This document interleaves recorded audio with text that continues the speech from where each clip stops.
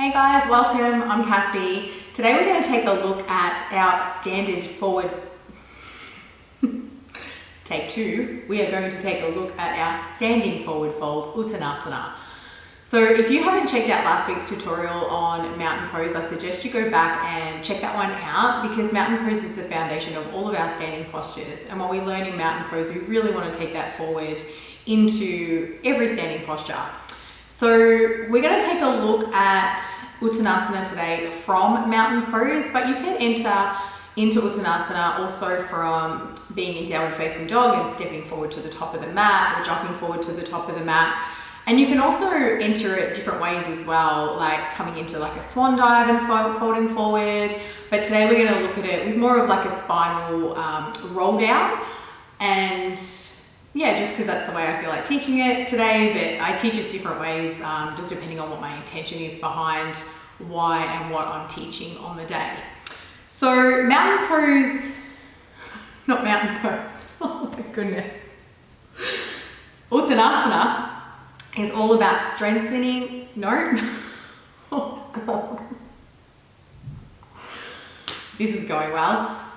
Uttanasana is all about stretching and lengthening the back body while we maintain strength through the front body. So we're really going to engage the front body as we lengthen the back body.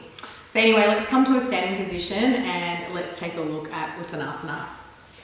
Now, I'm going to give it my best shot today. I'm actually quite tight through my back body, through the backs of my legs in particular. So I may not be able to come into full variation today, but whether or not I can doesn't really matter. I'm going to give it my best shot, and I will still be able to guide you further because you may be able to go deeper into the fold than I can. So let's come to a standing position. We're going to find our mountain pose. So I'll just quickly run through a couple of the more important cues for mountain pose. So feet either hip distance apart or big toes touching with a small gap between your heels. Grounding down evenly through the feet, and then engaging the quadricep muscles, so drawing the fronts of the thighs up, lifting through the kneecaps, and drawing the inner thighs up into the pelvic floor. Drawing the hips, the outer hips in and back, engaging through the pelvic floor, drawing the navel in towards the spine and up towards the heart, and then broadening through your collarbones. So from here, we're going to do a bit of a spinal wave to come down, or spinal articulation. So we're going to draw the chin in and then tuck the chin in towards the chest as I slowly start to roll down. And I'm rolling down one vertebrae at a time, trying to find separation between the vertebrae. Still while maintaining this strength through the front body that I just spoke about. So navel continues to draw in and up. And I think about, as I'm getting deeper into this fold, I think about deepening my hip creases. So the front of my hip creases start to deepen. I'm bending my knees. I have softness through my knees and a little bit of buoyancy through the legs. And then I bring my lower ribs down to rest onto my thighs. My fingertips come in line with the toes. You can have your fingertips out in front if you prefer. And if you need to be, you could also be up on blocks. Totally fine.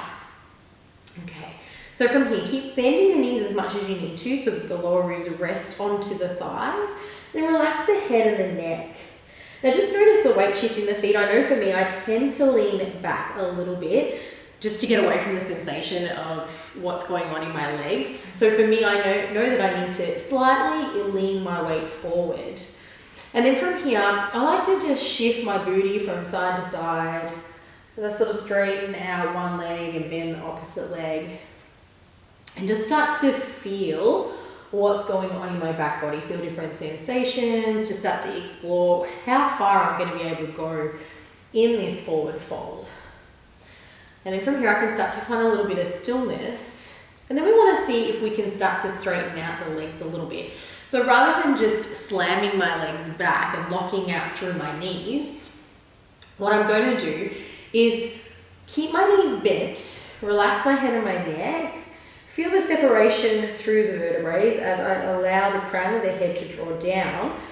And then I want to start to think about turning my tailbone up towards the ceiling.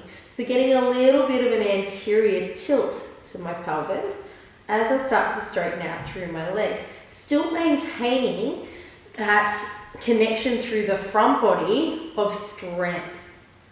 Okay, and then maybe I can straighten my legs a little bit further, maybe not. This is as far as I'm going to get today. Okay, so I cannot straighten my legs any further than this. Maybe you can. So if you can, you just keep working your sit bones, your tailbone up, maintaining that strength to the front body and hollowing out through the lower belly so you can continue to fold deeper. And then from here, while we're here, let's just have a little look at our halfway lift.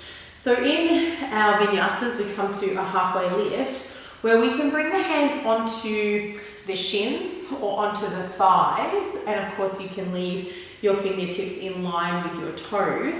We want to have a flat back here. Okay, so I'll just go up to thighs. I can straighten my legs here, come into a flat back.